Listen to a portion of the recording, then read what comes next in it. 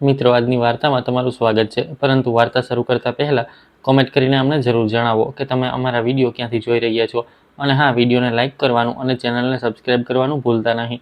હું રસોડામાં પાણી પીવા જઈ રહી હતી ત્યારે જ મેં ફોઈબાના રૂમમાંથી વાત કરવાનો અવાજ સાંભળ્યો. આ સમયે તેઓ ફોન પર કોઈની સાથે વાત કરી રહ્યા હતા. ત્યારે અચાનક તેઓ રૂમની બહાર આવી ગયા. તેમણે મને જોઈ, મારા કપાળ પરથી પરસેવો વહેવા લાગ્યો અને હું ખૂબ જ ખરાબ રીતે ડરી ગઈ. તેઓ મારી પાસે આવ્યા અને મારો હાથ પકડીને બોલ્યા કે તારી આટલી હિંમત કે તું મારી વાતો સાંભળીશ. હવે તું જો કે હું તારું શું કરું છું. હું તેમના પગમાં પડી ગઈ. મારું નામ સાક્ષી છે અને લોકો કહે છે કે હું ખૂબ સુંદર છું. બાળપણથી જે પણ મને જોતું તે મારા વખાણ કર્યા વગર રહી શકતું ન હતું. કોઈ મારી મોટી મોટી આંખોના વખાણ કરતું તો કોઈ કહેતું કે મારા ચહેરા પર ખૂબ જ માસુમિયત છે.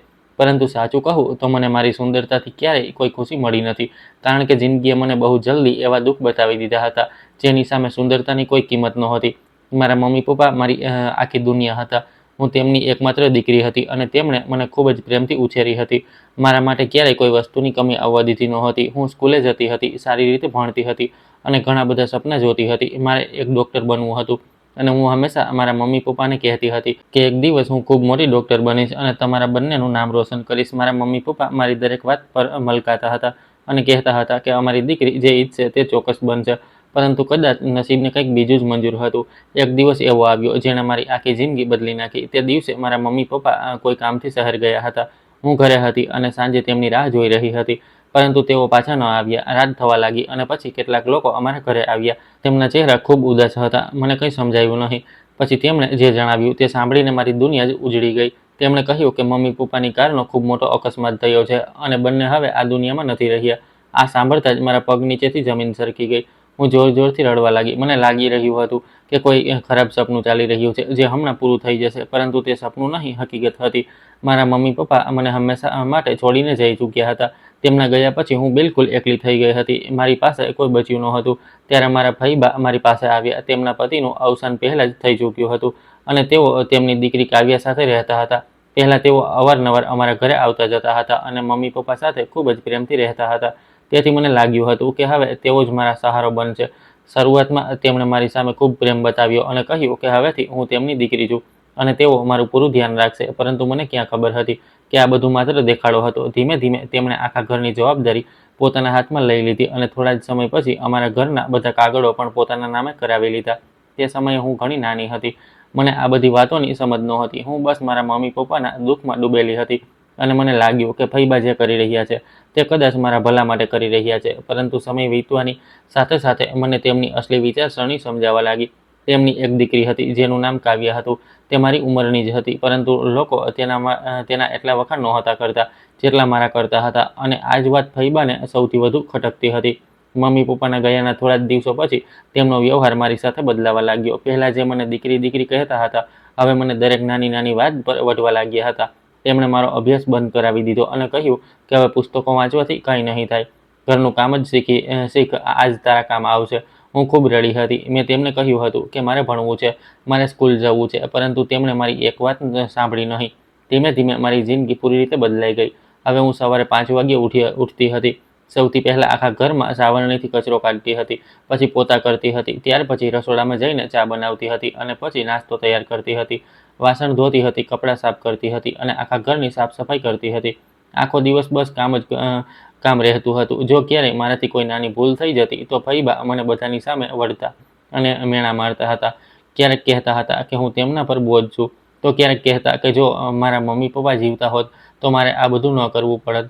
પરંતુ હવે મારે તેમની વાત માનવી જ પડશે. તેમની વાતો મારા દિલને ખૂબ ચોંટ પહોંચાડતી હતી. પરંતુ હું ચૂપ રહેતી હતી કારણ કે મારી પાસે જવા માટે બીજું કોઈ ઠેકાણું નહોતું. રાત્રે જ્યારે બધા સૂઈ જતા હતા ત્યારે હું મારા રૂમમાં બેસીને રડતી હતી અને મારા મમ્મી પપ્પાને યાદ કરતી હતી.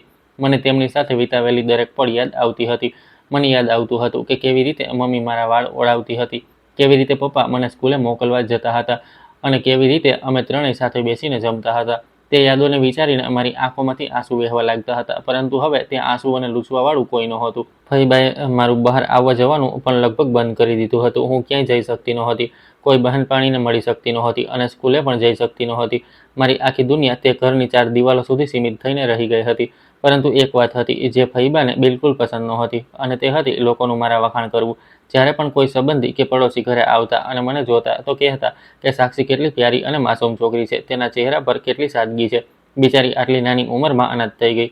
આ બધું સાંભળીને લોકો મારા માટે દુઃખ વ્યક્ત કરતા હતા, પરંતુ ફઈબાના ચહેરા પર ગુસ્સો સાફ દેખાવા લાગતો હતો, કારણ કે કોઈ તેમની દીકરી કાવ્યાના એટલા વખાણ નહોતું કરતું જેટલા કે મારા કરતું હતું. કાવ્યા પણ ધીમે ધીમે તેની માં જેવી થઈ ગઈ હતી. તે પણ મારાથી બળવા લાગી હતી. જો કોઈ મારા વખાણ કરતું તો તે મારી સાથે ઘણા દિવસો સુધી બરાબર વાત નહોતી કરતી. ઘણીવાર તો તે મારી વસ્તુઓને સંતાડી દેતી હતી અને પછી ફઈબાને મારી ફરિયાદ કરી દેતી હતી, અને ફઈબા સચ્ચાઈ જાણ્યા વિના મને વઢી નાખતા હતા.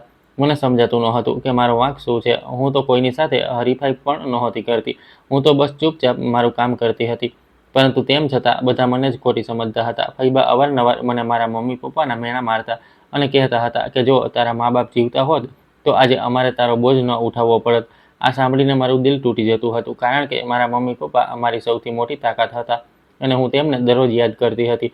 પરંતુ ફઈબાને મારા દર્દથી કોઈ ફરક નહોતો પડતો. તેમને માત્ર પોતાની દીકરી અને પોતાની ખુશીઓની ચિંતા હતી.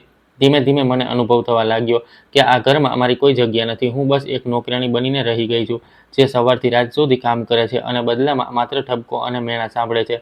પરંતુ તેમ છતાં હું આશા નહોતી છોડતી. ક્યાંક ને ક્યાંક મારા દિલમાં એ વિશ્વાસ હતો કે એક દિવસ મારી જિંદગી જરૂર બદલાશે. એક દિવસ મને પણ ખુશી મળશે અને એક દિવસ મારા મમ્મી પપ્પા જ્યાં પણ હશે મને જોઈને ગર્વ જરૂર અનુભવશે, કારણ કે ભલે ગમે તેટલી મુશ્કેલીઓ આવે, હું હાર માનવાવાળી નહોતી અને મને ખબર નહોતી કે મારી જિંદગીમાં બહુ જલ્દી એવો વળાંક આવવાનો છે જે બધું જ બદલીને રાખી દેશે. હું રાત્રે ઘણી મોડી સુધી ઘરનું કામ કરતી હતી. આખો દિવસ કામ કર્યા પછી પણ મારું કામ પૂરું નહોતું થતું. ક્યારેક વાસણ ધોવાના હોય તો ક્યારેક બીજા દિવસ માટે શાકભાજી કાપવાના હોય, ક્યારેક કપડાં સકેલવાના હોય તો ક્યારેક આખા ઘરની સાફ સફાઈ કરવાની હોય. ફઈબા અને કાવ્યા જમીને પોતાના રૂમમાં આરામ કરવા જતી રહેતી હતી અને હું રસોડામાં એકલી કામ કરતી રહેતી હતી. ઘણીવાર તો રાતના 11-12 વાગી જતા હતા. ત્યારે જઈને મને મારા રૂમમાં જવાનો મોકો મળતો હતો. ત્યાર પછી હું વધેલું જમવાનું ખાતી, કારણ કે મારા માટે ક્યારેય અલગથી ખાવાનું રાખવામાં આવતું નહોતું. જે બચી જતું તે જ મારો ભાગ હતો. પછી હું મારા રૂમમાં જઈને ચૂપચાપ સૂઈ જતી. પરંતુ છેલ્લા કેટલાક મહિનાઓથી મેં એક અજીબ વાત નોટિસ કરી હતી. જ્યારે પણ હું રાત્રે મોડે સુધી કામ કરતી હતી, મને ફઈબાના રૂમમાંથી કોઈની સાથે વાત કરવાના અવાજો સંભળાતા હતા. શરૂઆતમાં મેં આના પર વધારે ધ્યાન ન આપ્યું. મને લાગતું હતું કે કદાચ તેઓ કોઈ સંબંધી સાથે ફોન પર વાત કરી રહ્યા હશે અથવા કોઈ ઓળખીતા સાથે વાત કરતા હશે. પરંતુ મને ક્યાં ખબર હતી કે એ બંધ દરવાજાઓની પાછળ બહુ મોટું રહસ્ય છુપાયેલું છે અને ફઈબા કોઈ સાધારણ વાત નહીં, પરંતુ એક ખતરનાક કાવતરું ઘડી રહ્યા હતા. એક રાતની વાત છે. તે દિવસે પણ હું રસોડામાં વાસણ ધોઈ રહી હતી.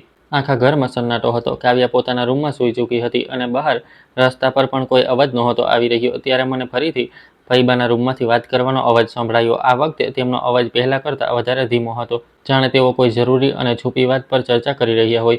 ખબર નહીં કેમ તે દિવસે મારા મનમાં ઉત્સુકતા જાગી ગઈ. મેં વિચાર્યું કે આખરે એવી કઈ વાત છે જે ફઈબા હંમેશા રાતના સમયે જ કરે છે અને કોઈને તેના વિશે નથી જણાવતા. હું ધીમે ધીમે મારા કદમો દબાવીને તેમના રૂમ પાસે પહોંચી ગઈ. દરવાજો પૂરી રીતે બંધ નહોતો અને અંદરથી તેમનો અવાજ સાફ સંભળાઈ રહ્યો હતો. હું દિવાલ પાસે ઊભી રહીને સાંભળવા લાગી. ત્યારે મેં તેમને એવું કહેતા સાંભળ્યા કે હા, તમે બિલકુલ ચિંતા ન કરો. માલ પૂરી રીતે સુરક્ષિત છે અને સમયસર પહોંચી જશે. તમને મારા પર ભરોસો નથી કે શું? આટલા વર્ષોથી હું તમારી સાથે મળીને કામ કરી રહી છું. ક્યારે કોઈ ભૂલ થઈ છે ખરી? તેમની આ વાત સાંભળીને હું હેરાન રહી ગઈ. મને સમજાયું નહીં કે તેઓ કયા માલની વાત કરી રહ્યા છે અને કયા માણસ સાથે વાત કરી રહ્યા છે. તેમના અવાજમાં એક અજીબ પ્રકારનો ભરોસો અને ચાલાકી હતી, જે મેં પહેલાં ક્યારેય અનુભવી નહોતી. હું વધુ ધ્યાનથી સાંભળવા લાગી. હજુ વધારે ધ્યાનથી સાંભળવા લાગી. ત્યારે તેમણે કહ્યું, આ વખતે પણ બધું જ સાફ રીતે થઈ જશે. કોઈને કંઈ ખબર નહીં પડે. સામેવાળો માણસ કદાચ કંઈક પૂછી રહ્યો હતો, કારણ કે ફઈબા વારંવાર તેને ભરોસો અપાવી રહ્યા હતા. મારા ધબકારા તેજ થઈ ગયા. મને લાગવા માંડ્યું હતું કે ચોક્કસ કોઈ બહુ મોટી વાત છે. ત્યારે અચાનક મારી પાછળ રસોડા તરફથી જોરથી અવાજ આવ્યો અને કદાચ મારા હાથથી પહેલાં મૂકેલી કોઈ થાળી પડી ગઈ હતી અથવા કોઈ વાસણ સરકી ગયું હતું. તે અવાજ આખા ઘરમાં ગુંજી ગયો. હું ગભરાઈ ગઈ અને એ જ પળે ફઈબાનો અવાજ બંધ થઈ ગયો. બીજી પળે રૂમનો દરવાજો ખુલ્યો અને ફઈબાજી ઝડપથી બહાર નીકળી આવ્યા. તેમની નજર સીધી મારા પર પડી અને મારો ચહેરો જોતાં જ તેમનો ચહેરો ગુસ્સાથી લાલ થઈ ગયો. હું ડરી ગઈ હતી અને કંઈ બોલી પણ ન શકી. તેઓ ઝડપથી મારી તરફ વધ્યા અને આવતા જ તેમણે મારો હાથ એટલા જોરથી પકડ્યો કે હું દર્દથી ચીસી ઉઠી. પછી તેમણે મારો હાથ મરડતા કહ્યું કે તું મારી જાસૂસી કરી રહી હતી, છુપાઈને મારી વાતો સાંભળી રહી હતી. હું ગભરાઈને બોલી, ના ફઈજી, એવી વાત નથી. હું તો બસ મારા રૂમમાં જઈ રહી હતી. પરંતુ તેમણે મારી એક વાત પણ ન સાંભળી. તેમનો ગુસ્સો સતત વધી રહ્યો હતો. તેમણે મારા વાળ પકડી લીધા અને મને ઢસડતા પોતાના રૂમની અંદર લઈ ગયા. હું દર્દથી રડવા લાગી હતી અને તેમને મને છોડી દેવાની વિનંતી કરી રહી હતી, પરંતુ તેમને મારા પર બિલકુલ દયા નહોતી આવી રહી. રૂમની અંદર પહોંચતા જ તેમણે મને એક ખુરશી પર બેસાડી અને જાડા દોરડાથી મારા હાથ પગ બાંધી દીધા. હું ડરના માર્યા ધ્રુજી રહી હતી. મને સમજાતું નહોતું કે આખરે મેં એવું તે શું કરી દીધું. હું વારંવાર રડતા રડતા કહી રહી હતી, ફૈબા મને છોડી દો, મેં કંઈ નથી સાંભળ્યું, મેં સાચે જ કંઈ નથી સાંભળ્યું, હું કોઈને કંઈ નહીં કહું. પરંતુ તેમની આંખોમાં ડર અને ગુસ્સો બંને દેખાઈ રહ્યા હતા. કદાચ તેમને લાગી રહ્યું હતું કે મેં તેમની બધી વાતો સાંભળી લીધી છે અને તેમનું રહસ્ય હવે ખુલી શકે છે. તેમણે મારા ગાલ પર એક જોરદાર થપ્પડ મારી અને બોલ્યા કે મને મૂર્ખ સમજી રાખી છે, તું બધું સાંભળી ચૂકી છે અને મને કહી રહી છે કે કંઈ નથી સાંભળ્યું. હું રડતા રડતા તેમના પગમાં પડવાની કોશિશ કરવા લાગી, પરંતુ મારા હાથ બંધાયેલા હતા. હું બસ તેમની પાસે માફી માંગી રહી અને કહેતી રહી કે મેં કોઈ ખોટું કામ નથી કર્યું, પરંતુ તેમનું દિલ પથ્થર બની ચૂક્યું હતું. તેમણે મારી એક વાત પણ ન સાંભળી. પછી તેમણે રૂમનો દરવાજો ખોલ્યો અને મને ઢસડતા ઘરની પાછળ બનેલા એક જૂના રૂમમાં લઈ ગયા. તે રૂમ ઘણા વર્ષોથી બંધ પડેલો હતો. ત્યાં ધૂળ જમા થયેલી હતી અને અંદર ખૂબ અંધારું હતું. મને તે રૂમને જોઈને ડર લાગવા માંડ્યો હતો. તેમણે મને અંદર ધક્કો માર્યો તો હું જમીન પર પડી ગઈ અને દર્દથી કણસી ઉઠી. પછી હું રડતા રડતા બોલી, ફૈબા આવું ન કરો, મેં કંઈ નથી કર્યું. પરંતુ તેમણે મારી વાત અનદેખી કરી દીધી અને પછી બહારથી દરવાજો બંધ કરી દીધો. દરવાજો બંધ થવાના અવાજની સાથે જ મારું દિલ પણ જાણ બેસી ગયું. હું અંધારા રૂમમાં એકલી રહી ગઈ હતી. મને બહુ ડર લાગી રહ્યો હતો. મને સમજાતું નહોતું કે હવે મારી સાથે શું થવાનું છે. હું જોર જોરથી દરવાજો પીટવા લાગી અને ફૈબાને અવાજ આપવા લાગી, પરંતુ બહારથી કોઈ જવાબ ન આવ્યો. તે અંધારા રૂમમાં બેઠેલી હું સતત રડી રહી હતી અને પહેલીવાર મને લાગી રહ્યું હતું કે ફૈબા માત્ર મારાથી નફરત જ નથી કરતા, પરંતુ તેમની અંદર કોઈ એવું ખતરનાક રહસ્ય છુપાયેલું છે જેના લીધે તેઓ કોઈ પણ હદ સુધી જઈ શકે છે. અને મને બિલકુલ અંદાજો નહોતો કે તે રાત પછી મારી જિંદગી પહેલા જેવી ક્યારેય નહીં રહેવાની. હું ખૂબ જ વધારે ડરી ગઈ હતી. મારા હાથ પગ ધ્રુજી રહ્યા હતા અને મને બિલકુલ પણ સમજાતું નહોતું કે હવે મારી સાથે શું થવાનું છે. તે અંધારા રૂમમાં બંધ થઈને મને એવું લાગી રહ્યું હતું જાણે મારી દુનિયા જ ખતમ થઈ ગઈ હોય. હું વારંવાર દરવાજા તરફ જોતી હતી અને આશા કરતી હતી કે કદાચ ફૈબાનો ગુસ્સો શાંત થઈ જાય અને તેઓ મને બહાર કાઢી લે, પરંતુ એવું કંઈ ન થયું. રૂમમાં બહુ અંધારું હતું. એક ખૂણામાં જૂની તૂટેલી ખુરશીઓ પડેલી હતી અને દરેક તરફ ધૂળ જમા થયેલી હતી. મને ત્યાં બેસવાથી પણ ડર લાગી રહ્યો હતો. હું ઘૂંટણમાં માથું સંતાડીને રડવા લાગી. મારા દિમાગમાં વારંવાર મમ્મી પપ્પાનો ચહેરો આવી રહ્યો હતો. જો તેઓ આજે જીવતા હોત તો મારે ક્યારેય આ હાલતમાં ન રહેવું પડત. હું વિચારી રહી હતી કે આખરે મેં એવું તે શું કરી દીધું હતું જેના કારણે મારી સાથે આ બધું થઈ રહ્યું હતું. હું તો બસ કામ કરી રહી હતી અને ભૂલથી તેમની વાતો સાંભળી લીધી હતી, પરંતુ ફૈબાના વ્યવહાર જોઈને સાફ લાગી રહ્યું હતું કે તેઓ કોઈ બહુ મોટા રહસ્યને છુપાવી રહ્યા છે અને તેમને ડર છે કે ક્યાંક મને બધું જ ખબર ન પડી જાય. ઉપરથી કાવ્યા પણ મને ચેનથી નહોતી રહેવા દેતી. તે હંમેશા મારી તરફ જોઈને ખુશ થતી હતી અને આજે તો જાણે તેની ખુશીનો પાર જ નહોતો, કારણ કે ફૈબાએ મને રૂમની અંદર બંધ કરી દીધી હતી. આમ પણ તે મારાથી બહુ બળતી હતી. તેને લાગતું હતું કે લોકો મારા વખાણ કરે છે અને તેના કેમ નહીં. તે હંમેશા મને નીચું દેખાડવાની કોશિશ કરતી હતી અને આજે તેને એક નવો મોકો મળી ગયો હતો. હું રડતા રડતા જમીન પર બેઠી હતી ત્યારે જ બહારથી તેમના અવાજો સંભળાવા લાગ્યા. કદાચ તેઓ બંને એ જ રૂમની બહાર ઊભા હતા. હું ચૂપ થઈ ગઈ અને તેમની વાતો સાંભળવા લાગી. કાવ્યા હસતા હસતા બોલી, માં હવે તમે આનું શું કરશો? હું તો કહું છું આને ખતમ જ કરી દો, હંમેશા માટે પડોજણ ખતમ થઈ જશે. તેની વાત સાંભળીને મારું લોહી જામી ગયું.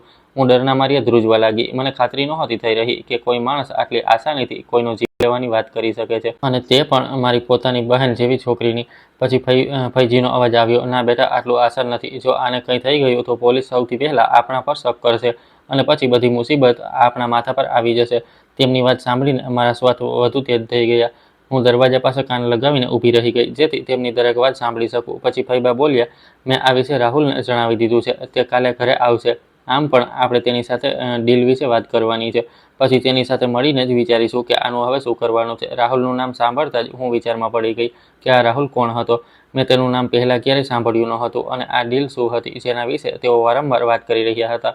મને કંઈ પણ સમજાતું નહોતું, પરંતુ એટલું જરૂર સમજાઈ ગયું હતું કે મામલો બહુ ગંભીર છે અને ફૈબા કોઈ એવા કામમાં સામેલ છે જે બિલકુલ ખોટું છે. કાવ્યા ફરીથી બોલી, માં મને તો ડર લાગી રહ્યો છે, ક્યાંક આણે બધું જ સાંભળી લીધું હોય તો. ફૈબા બોલ્યા, જો આણે કંઈ સાંભળ્યું પણ છે તો આ કોઈને કંઈ નહીં જણાવે. જ્યાં સુધી હું ઈચ્છીશ ત્યાં સુધી આ જ રૂમમાં બંધ રહેશે. તેમની વાત સાંભળીને મારી આંખોમાંથી ફરી આંસુ નીકળવા લાગ્યા. મને લાગી રહ્યું હતું જાણે હું કોઈ ઝાડમાં ફસાઈ ગઈ છું અને જ્યાંથી નીકળવું લગભગ અશક્ય છે. થોડીવાર પછી તેમના અવાજો બંધ થઈ ગયા કદાચ તેઓ ત્યાંથી ચાલ્યા ગયા હતા, પરંતુ મારા દિલના ધબકારા ઓછા નહોતા થઈ રહ્યા. હું વારંવાર વિચારી રહી હતી કે આખરે રાહુલ કોણ છે અને ફૈબા તેની સાથે કયા પ્રકારની ડીલ કરે છે. માલ પહોંચાડવાની વાત તેમણે ફોન પર પણ કરી હતી અને હવે ડીલની વાત પણ કરી રહ્યા હતા. જરૂર કંઈક બહુ મોટું ખોટું કામ ચાલી રહ્યું હતું. હું ડર હોવા છતાં વિચારવા લાગી કે જો હું અહીંથી બહાર નીકળી તો મારે સચ્ચાઈની જાણ લગાવવી પડશે, કારણ કે હવે મામલો માત્ર મારી જિંદગીનો નહોતો. મને લાગી રહ્યું હતું કે કદાચ ઘણા બધા લોકો કોઈ ખતરામાં છે અને ફૈબા કોઈ ગેરકાનૂની કામનો હિસ્સો છે. રાત ધીમે ધીમે વીતી રહી હતી. રૂમમાં કોઈ બારી નહોતી, એટલે મને સમયનો અંદાજો પણ નહોતો આવી રહ્યો. ભૂખ લાગી રહી હતી, તરસ લાગી રહી હતી, પરંતુ કોઈ મારી તરફ જોવા પણ ન આવ્યું. હું થાકીને એક ખૂણામાં બેસી ગઈ, પરંતુ ઊંઘ મારી આંખોથી ડઝનો દૂર હતી. જ્યારે અચાનક મને બહાર કોઈ ગાડીના રોકાવાનો હળવો અવાજ સંભળાયો. હું ચોંકી ગઈ કે આટલી રાત્રે કોણ આવ્યું હશે. પછી થોડીવાર પછી ધીમા અવાજમાં કોઈ માણસના બોલવાનો અવાજ આવ્યો. હું તેના શબ્દો સાફ નહોતી સાંભળી શકતી, પરંતુ એટલું સમજાઈ રહ્યું હતું કે ઘરની બહાર કોઈ આવ્યું છે. મારું દિલ ફરીથી જોર જોરથી ધડકવા લાગ્યું. ક્યાંક આ એ જ રાહુલ તો નહોતો જેનું નામ ફૈબા લઈ રહ્યા હતા. હું પૂરી કોશિશ કરી રહી હતી કે કંઈક બીજું સાંભળી શકું, પરંતુ અવાજો બહુ ધીમા હતા. પછી બધું જ શાંત થઈ ગયું. હું અંધારામાં બેઠી રહી અને વિચારતી રહી કે આખરે મારી સાથે શું થવાનું છે અને આ રાહુલ કોણ છે જેના આવવાની ફૈબા આટલી બેસબરીથી રાહ જોઈ રહ્યા હતા. મને ખબર નહોતી કે આગલો દિવસ મારી જિંદગીનું સૌથી મોટું સત્ય મારી સામે લાવવાનો હતો, અને જે રહસ્ય હું જાણવાની હતી તે મારી કલ્પના કરતાં પણ ક્યાંય વધારે ખતરનાક હતું. મારું દિલ એટલી ઝડપથી ધડકી રહ્યું હતું કે મને લાગી રહ્યું હતું જાણે હમણાં છાતીની બહાર નીકળી આવશે. હું તે અંધારા રૂમના ખૂણામાં બેઠેલી હતી અને સતત રડી રહી હતી. ત્યારે અચાનક રૂમનો દરવાજો ખુલ્યો અને બહારથી તેજ રોશની અંદર આવી. મારી આંખો થોડી પળો માટે અંજાઈ ગઈ. હું ગભરાઈને ઊભી થઈ અને સામે જોયું તો ત્યાં એક માણસ ઊભો હતો. તેની ઉંમર ખાસી વધારે હતી. તેના વાળમાં સફેદી ઝળકી રહી હતી અને તેના ચહેરા પર એક અજીબ પ્રકારની મુસ્કાન હતી જે મને બહુ ડરામણી લાગી રહી હતી. તેની સાથે ફૈબા હતા, કાવ્યા હતી અને બે બીજા માણસો પણ ઊભા હતા. તે બધાને એકસાથે જોઈને મારો ડર અને વધી ગયો. હું સમજી નહોતી શકતી કે આખરે આ લોકો અહીંયા કેમ આવ્યા છે. ત્યારે ફૈબા ધીમે ધીમે મારી તરફ વધ્યા અને મારી સામે આવીને ઊભા રહી ગયા. તેમણે મારો ચહેરો જોરથી પકડીને ઉપર કર્યો અને તે માણસ તરફ જોતા બોલ્યા કે જો આ જ છે એ છોકરી જેના વિશે મેં તને જણાવ્યું હતું. તેમના અવાજમાં એવું લાગી રહ્યું હતું જાણે તેઓ કોઈ માણસની નહીં પરંતુ કોઈ સામાનની વાત કરી રહ્યા હોય. મારું દિલ બેસી ગયું. હું ડરના માર્યા ધ્રુજી રહી હતી અને તે માણસની તરફ જોવાની પણ હિંમત નહોતી કરી શકતી, પરંતુ તે સતત મને ઉપરથી લઈને નીચે સુધી જોઈ જ કરતો હતો. તેના ચહેરા પર એક ગંદી મુસ્કાન હતી. પછી તે હસતા હસતા બોલ્યો, છોકરી તો સાચે જ ખૂબ વધારે સુંદર છે. તે જૂઠું નથી કહ્યું.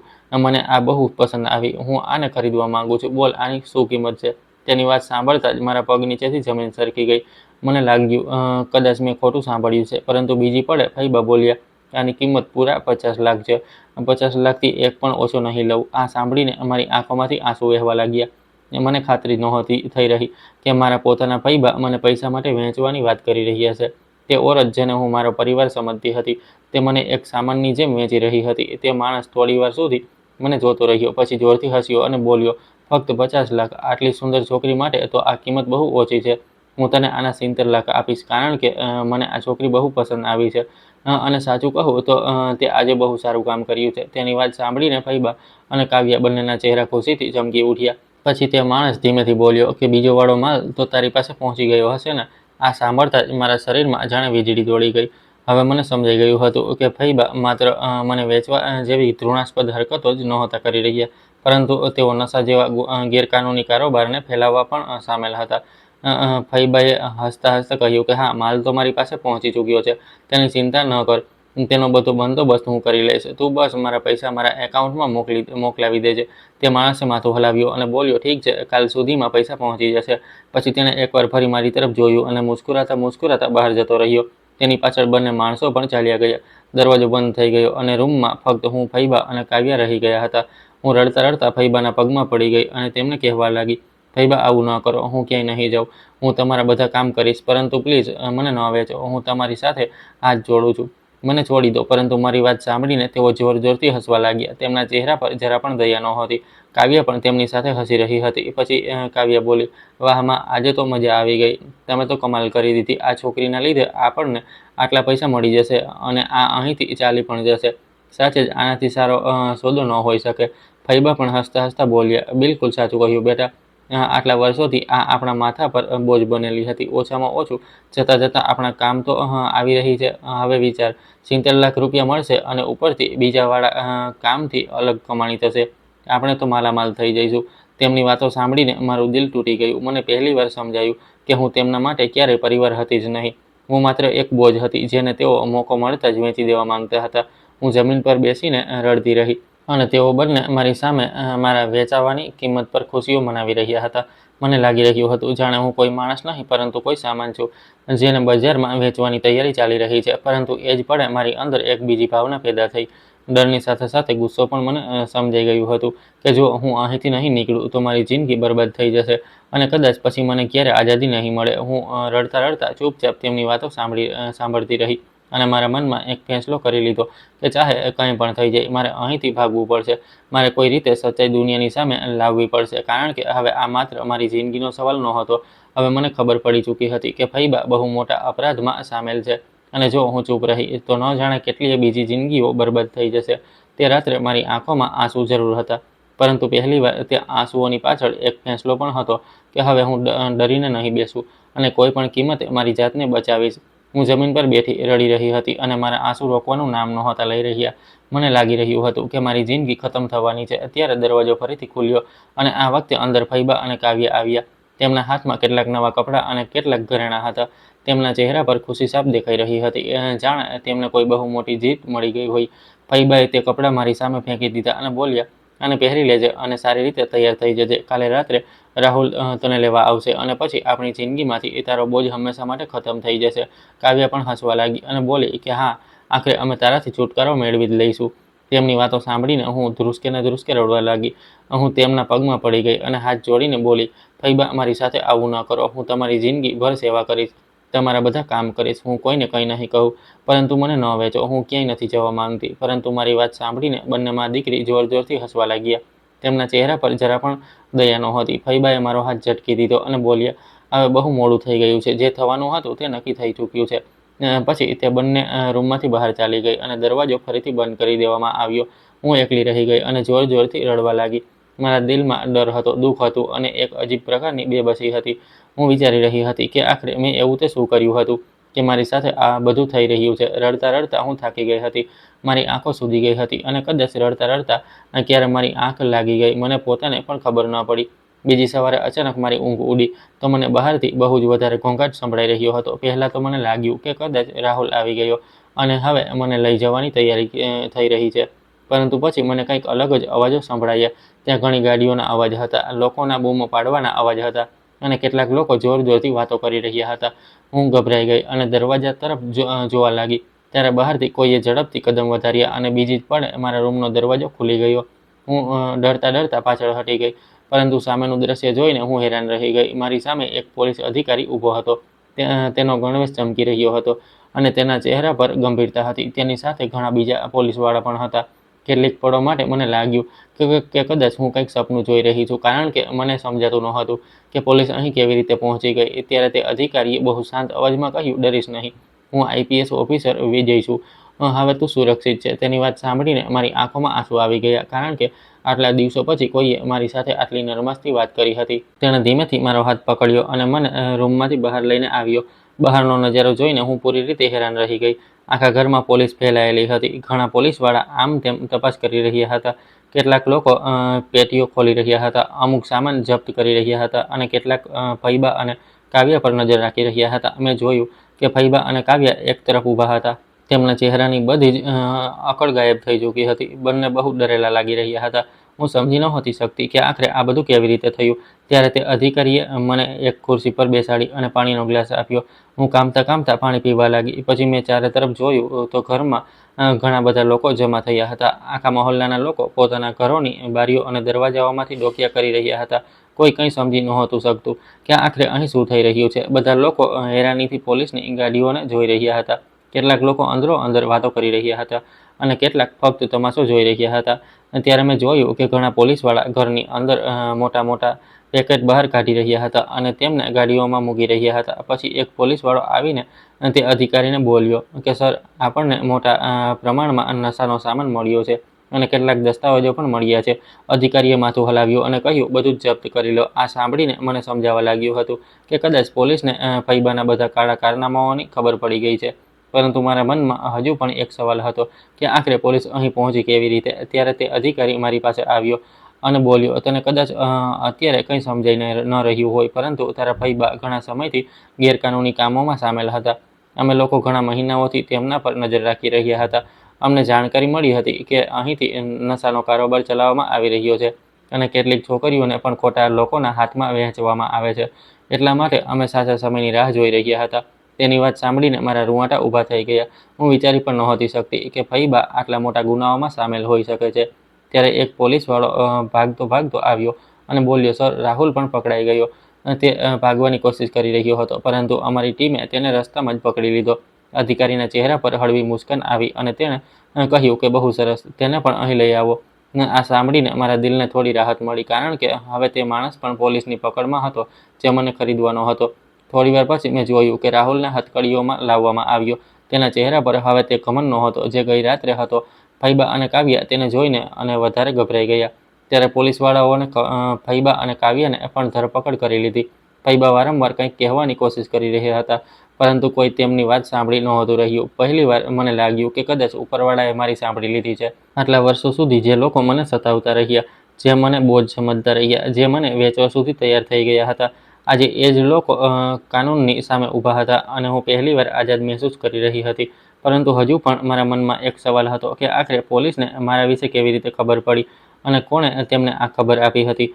ત્યારે તે આઈપીએસ અધિકારી મારી તરફ જોઈને હળવું મુસ્કરાયો અને બોલ્યો, સાક્ષી, અત્યારે તારે ઘણી વાતો જાણવાની બાકી છે અને જ્યારે તને સચ્ચાઈ માલુમ થશે તો કદાચ તું પોતે પણ ખાતરી નહીં કરી શકે કે તારી મદદ કોણે કરી. હું હજુ પણ હેરાન અને ડરેલી ઊભી બેઠી હતી. મારા હાથ હળવે હળવે ધ્રુજી રહ્યા હતા અને મને સમજાતું નહોતું કે આખરે મારી સાથે શું થઈ રહ્યું છે. ત્યારે તે આઈપીએસ ઓફિસર મારી સામે ખુરશી ખેંચીને બેસી ગયો. તેના ચહેરા પર હવે પહેલા જેવી સખ્તાઈ નહોતી, પરંતુ એક પોતાપણું લાગી રહ્યું હતું. તેણે મને ધ્યાનથી જોઈ અને પછી મુસ્કુરાતા બોલ્યો, સાક્ષી, શું તે મને ઓળખ્યો નહીં? હું તેની તરફ જોવા લાગી અને યાદ કરવાની કોશિશ કરવા લાગી, પરંતુ મને તેનો ચહેરો ક્યાંયથી પણ યાદ નહોતો આવી રહ્યો. મેં ધીમેથી માથું હલાવ્યું અને કહ્યું કે ના સર, હું તમને નથી ઓળખતી. ત્યારે તે હળવો હસ્યો અને બોલ્યો, તારા ઘરની આગળ જે રોજ શાકભાજીની લારી લગાવતો હતો અને લોકોને શાકભાજી વેચતો હતો, તે હું જ હતો. તેની વાત સાંભળીને હું એકદમ ચોંકી ગઈ. મારા મોઢામાંથી આપોઆપ નીકળી ગયું કે તમે એ જ શાકભાજીવાળા ભાઈ છો? તેણે મુસ્કરાઈને હામાં માથું હલાવ્યું. તો હું તેને હેરાનીથી જોતી જ રહી ગઈ, કારણ કે મેં તેને ન જાણે કેટલી વાર જોયો હતો. તે રોજ રસ્તાના કિનારે પોતાની લારી લગાવતો હતો અને મહોલ્લાના લોકો સાથે વાતો કરતો હતો. મને હંમેશા લાગતું હતું કે તે એક સાધારણ શાકભાજી વેચવાવાળો માણસ છે, પરંતુ આજે ખબર પડી કે તે એક આઈપીએસ ઓફિસર છે અને આટલા મોટા મિશન પર કામ કરી રહ્યો હતો. તેણે મારી હેરાની જોઈને કહ્યું કે મને ખબર છે તને ખાતરી નહીં થઈ રહી હોય, પરંતુ આ જ સત્ય છે. હકીકતમાં હું ઘણા સમયથી રાહુલના કેસ પર કામ કરી રહ્યો હતો. રાહુલ કોઈ નાનો મોટો અપરાધી નથી. તે બહુ મોટો ગેરકાનૂની ગ્રુપ સાથે જોડાયેલો છે જે નશાનો કારોબાર કરે છે અને માસૂમ છોકરીઓને પૈસા માટે વેચે છે. અમે તેને પકડવાની ઘણી કોશિશ કરી, પરંતુ દરેક વખતે તે બચી નીકળતો હતો, કારણ કે અમારી પાસે તેની સામે પાક્કા પુરાવા નહોતા.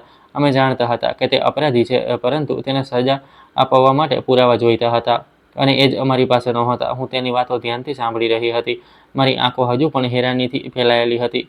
તે આગળ બોલ્યો, પછી એક દિવસ અમને ખબર મળી કે તારા ફૈબા પણ તેની સાથે મળેલા છે અને તેના ગેરકાનૂની કામોમાં તેનો સાથ આપે છે.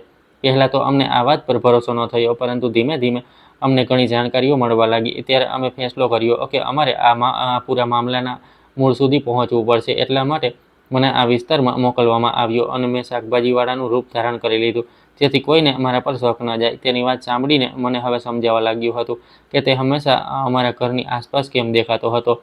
તે આગળ બોલ્યો, હું રોજ ત્યાં બેસીને લોકોને જોતો હતો.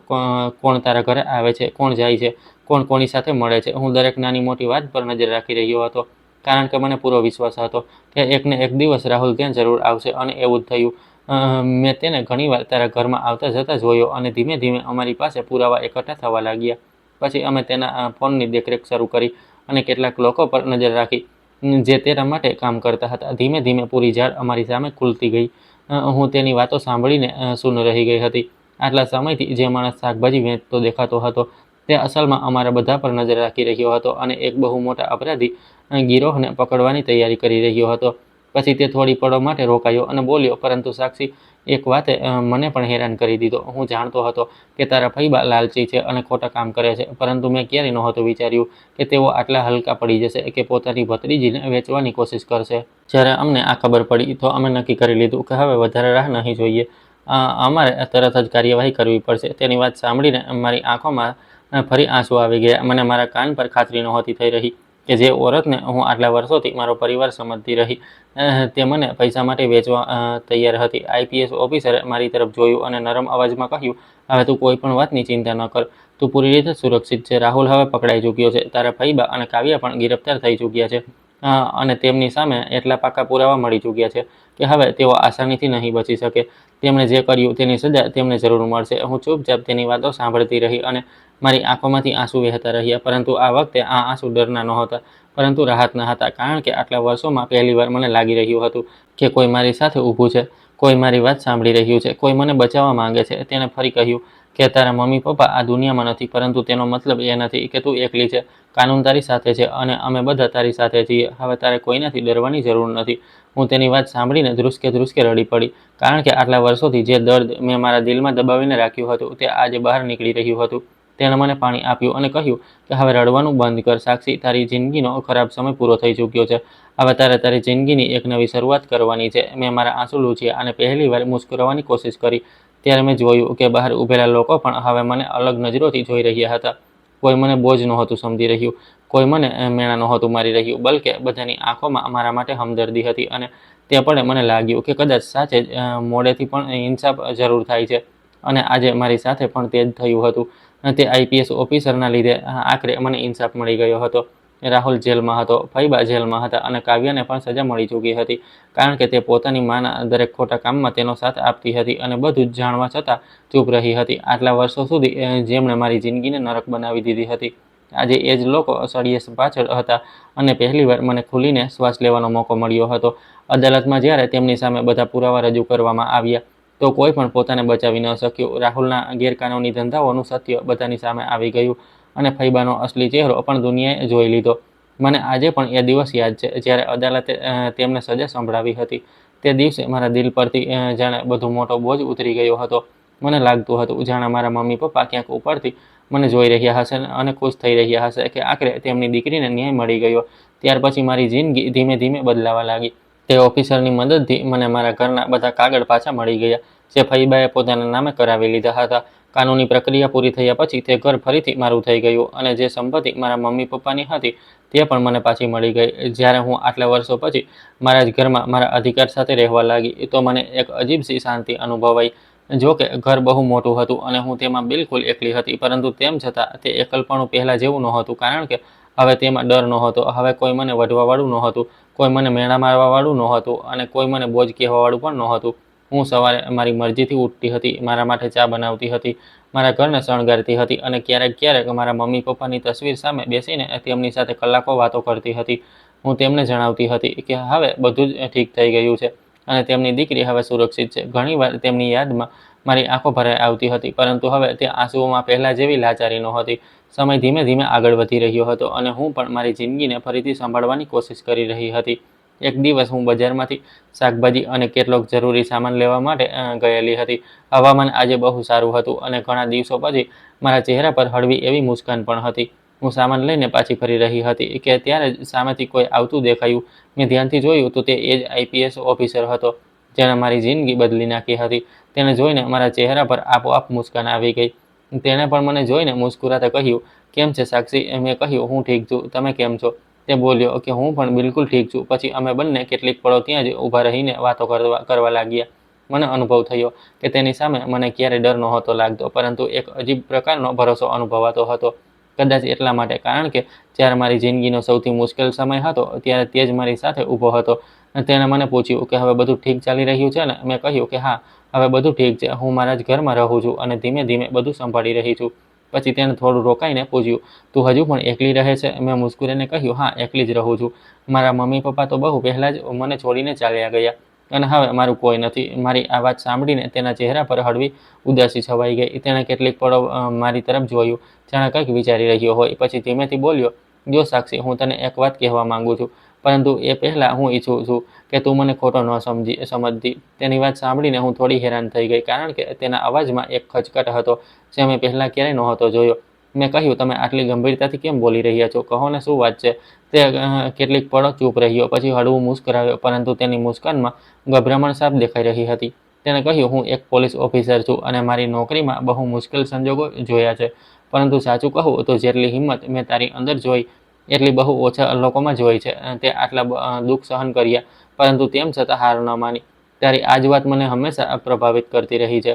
હું તેની વાતો સાંભળીને ચૂપ થઈ ગઈ, કારણ કે મને સમજાતું નહોતું કે તે શું કહેવા માંગે છે. અને પછી તેણે ઊંડો શ્વાસ લીધો અને બોલ્યો, જ્યારથી આ કેસ ખતમ થયો છે ત્યારથી હું ઘણીવાર તારા વિશે વિચારું છું. મને હંમેશા એ જ ચિંતા રહે છે કે તું એકલી તો નથી ને, પરેશાન તો નથી ને. અને ધીમે ધીમે મને અહેસાસ થયો કે આ માત્ર ચિંતા નથી, કદાચ આનાથી કંઈ વધારે છે.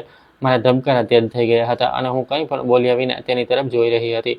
તે આગળ બોલ્યો, સાક્ષી, મને નથી ખબર કે તારા દિલમાં મારા માટે શું છે, અને હું તારા પર કોઈ દબાણ પણ નથી નાખવા માંગતો, પરંતુ હું તને એ જરૂર જણાવવા માંગુ છું કે હું તને પસંદ કરવા લાગ્યો છું, અને જો તું ઈચ્છે તો તારી સાથે મારી આખી જિંદગી વિતાવવા માંગુ છું. હું ઈચ્છું છું કે તું હંમેશા ખુશ રહે અને ક્યારેય પોતાને એકલી મહેસૂસ ન કરે. તેની વાત સાંભળીને હું એકદમ ચૂપ રહી ગઈ. મને ખાતરી નહોતી થઈ રહી કે તે આ બધું કહી રહ્યો છે. મારા દિલમાં એક અજીબસી હલચલ થવા લાગી, કારણ કે આટલા વર્ષો સુધી મને માત્ર દુઃખ અને દગો મળ્યો હતો. પરંતુ આજે પહેલીવાર કોઈ માણસ મારી સામે સન્માન અને સચ્ચાઈની સાથે ઊભો હતો. મેં તેની આંખોમાં જોયું અને મને ત્યાં કોઈ સ્વાર્થ ન દેખાયો, માત્ર સચ્ચાઈ દેખાઈ. એ જ સચ્ચાઈએ મારા દિલને સ્પર્શી લીધું, અને એ પળે મને અનુભવ થયો કે કદાચ ઉપરવાળાએ મારી જિંદગીમાં ખુશીઓનો એક નવો દરવાજો ખોલી દીધો છે. તેની વાતો સાંભળ્યા પછી હું થોડીવાર સુધી બિલકુલ ચૂપ ઊભી રહી. મારા દિલમાં ઘણી બધી ભાવનાઓ એકસાથે ચાલી રહી હતી. મારી આંખોની સામે પાછલા કેટલાય વર્ષો ઘૂમી ગયા, જેમાં મેં માત્ર દુઃખ જોયું હતું, પોતાનાઓને દગો જોયો હતો, એકલાપણું જોયું હતું, અને દરેક દિવસે પોતાની જાતને તૂટતી મહેસૂસ કરી હતી. પરંતુ આજે પહેલીવાર કોઈ માણસ મારી સામે ઊભો હતો જે મને સમજતો હતો, મારી ઇજ્જત કરતો હતો અને મને અપનાવવા માંગતો હતો. તેની આંખોમાં મને જૂઠું નહોતું દેખાઈ રહ્યું, ત્યાં માત્ર સચ્ચાઈ હતી, અને એ જ સચ્ચાઈ મારા દિલને સ્પર્શી ગઈ. મેં ધીમેથી તેની તરફ જોયું અને મુસ્કુરાતા હા પાડી દીધી. મારી વાત સાંભળીને તેના ચહેરા પર એવી ખુશી આવી જાણે તેને દુનિયાની સૌથી મોટી ખુશી મળી ગઈ હોય. તેણે રાહતનો શ્વાસ લીધો અને બોલ્યો, સાક્ષી, હું વચન આપું છું કે તને જિંદગીમાં ક્યારેય દુઃખી નહીં થવા દઉં. તેની વાત સાંભળીને મારી આંખો ભરાઈ આવી, કારણ કે આટલા વર્ષોમાં પહેલીવાર કોઈએ મારા માટે આટલા પ્રેમથી કંઈક કહ્યું હતું. ત્યાર પછી કેટલાક દિવસો સુધી અમારા પરિવાર અને લગ્નની તૈયારીઓની વાતો થતી રહી. આમ તો તેના ઘરમાં પણ વધારે લોકો નહોતા. તેની માત્ર માં હતી, અને મારા તો મમ્મી પપ્પા પહેલાં જ આ દુનિયામાંથી જઈ ચૂક્યા હતા. એટલા માટે અમે સાદાઈથી લગ્ન કરવાનો ફેસલો કર્યો. થોડા દિવસો પછી અમે બંનેએ સાત ફેરા લીધા અને લગ્ન કરી લીધા. જ્યારે મેં તેની સાથે સાત ફેરા લીધા તો મને લાગી રહ્યું હતું જાણે મારી જિંદગીનો નવો અધ્યાય શરૂ થઈ રહ્યો છે. એ અધ્યાય જેમાં ડર નહોતો, મેણા નહોતા, દર્દ નહોતું, બલ્કે પ્રેમ હતો, સન્માન હતું અને પોતાપણું હતું. લગ્ન પછી રાહુલ મારો હાથ પકડીને મને પોતાના ઘરે લઈ ગયો. આખા રસ્તામાં હું બારીની બહાર જોતી રહી અને મનમાં ઉપરવાળાનો આભાર માનતી રહી કે તેમણે મારી જિંદગીમાં આટલો મોટો બદલાવ લાવી દીધો. જ્યારે અમે તેના ઘરે પહોંચ્યા તો હું ઘરને જોઈને હેરાન રહી ગઈ. એ ઘર બહુ મોટું હતું, બહુ સુંદર હતું, અને દરેક તરફ સાફ સફાઈ અને શાલીકો દેખાઈ રહ્યો હતો. પરંતુ તે ઘરની સૌથી સુંદર વસ્તુ તેની દિવાલો કે સજાવટ નહોતી, પરંતુ ત્યાં રહેવાવાળા લોકો હતા. જેવા અમે ગેટની અંદર પહોંચ્યા, મેં જોયું કે રાહુલની માં પહેલાથી જ અમારા સ્વાગત માટે ઊભા હતા. તેમના હાથોમાં ફૂલોની થાળી હતી અને તેમના ચહેરા પર પ્યારી એવી મુસ્કાન હતી. જેવા અમે તેમની પાસે પહોંચ્યા, તેમણે અમારા પર ફૂલ વરસાવ્યા અને પ્રેમથી મારી નજર ઉતારી. પછી તેમણે મને ગળે લગાવી લીધી. હું હેરાન રહી ગઈ, કારણ કે આટલા વર્ષો પછી કોઈએ મને આટલા પોતાપણાથી ગળે લગાવી હતી. તેમણે મારા માથા પર હાથ ફેરવતા કહ્યું, દીકરી, ઘરમાં તારું સ્વાગત છે. આ સાંભળતા જ મારી આંખોમાંથી આંસુ નીકળી આવ્યા, કારણ કે બાળપણથી લઈને આજ સુધી મેં માનો પ્રેમ અનુભવ્યો હતો, પરંતુ તેમના ગયા પછી તે પ્રેમ ક્યાંય ખોવાઈ ગયો હતો. અને આજે આટલા વર્ષો પછી મને ફરીથી એક માનો પ્રેમ મળી રહ્યો હતો. તેમણે મને પોતાની સાથે અંદર લઈ જઈને બેસાડી અને વારંવાર પૂછતા રહ્યા કે મને કોઈ વસ્તુની જરૂર તો નથી ને, હું ઠીક તો છું ને, ખાવાનું ખાધું છે કે નહીં. તેમની દરેક વાતમાં એટલો સ્નેહ હતો કે મારું દિલ ભરાઈ આવ્યું. તે દિવસે મને અહેસાસ થયો કે ઉપરવાળો જ્યારે કોઈની પાસેથી કંઈક છીનવે છે તો એક દિવસ તેનાથી ક્યાંય વધારે સારું પાછું પણ આપી દે છે. ધીમે ધીમે હું તે ઘરમાં ભળી ગઈ. વિજયની માં મને વહુ નહીં, પરંતુ દીકરી કહીને બોલાવતા હતા. તેઓ ક્યારેય મારી સાથે ઊંચા અવાજમાં વાત નહોતા કરતા. જો હું થોડી પણ થાકી જતી તો તેઓ જાતે મારા માટે ચા બનાવીને લઈ આવતા અને કહેતા કે દીકરી, હવે તું આ ઘરની જવાબદારી એકલી નહીં ઉઠાવે, આપણે બધા સાથે છીએ. તેમની વાતો સાંભળીને મને હંમેશા મારી માની યાદ આવી જતી હતી. વિજય પણ મારું બહુ ધ્યાન રાખતો હતો. તે ચાહે ગમે તેટલો વ્યસ્ત કેમ ન હોય, મારા માટે સમય જરૂર કાઢતો હતો. ક્યારેક મને બહાર ડિનર માટે લઈ જતો, ક્યારેક ફેરવવા લઈ જતો, ક્યારેક કોઈ પણ કારણ વગર મારા માટે નાની નાની ભેટ લઈ આવતો અને કહેતો કે તારી મુસ્કાન મને સૌથી વધારે સારી લાગે છે. હું જ્યારે પણ તેને જોતી તો વિચારતી કે શું આ જ ખુશી છે જેનું મેં બાળપણથી આજ સુધી સપનું જોયું હતું. હવે મને કોઈ વાતનો ડર નહોતો, કારણ કે મને ખબર હતી કે મારી સાથે એવા લોકો છે જે મને દિલથી ચાહે છે. સમય બહુ ઝડપથી વીતવા લાગ્યો અને જોત જોતામાં અમારા લગ્નને 1 વર્ષ થઈ ગયું. પછી એક દિવસ ઉપરવાળાએ અમને એક બીજી મોટી ખુશી આપી, જ્યારે અમારી જિંદગીમાં એક પ્યારી એવી દીકરી આવી. જે દિવસે મેં તેને પહેલીવાર મારા ખોળામાં લીધી, તે દિવસે મારી આંખોમાં ખુશીના આંસુ હતા. રાહુલ તો તેને જોઈને જાણે પાગલ જ થઈ ગયો હતો. તે વારંવાર તેને પોતાના ખોળામાં ઉઠાવતો અને તેના નાના નાના હાથોને જોઈને મુસ્કુરાતો રહેતો હતો. રાહુલની માં પણ પોતાની પોતરીને જોઈને બહુ ખુશ હતા.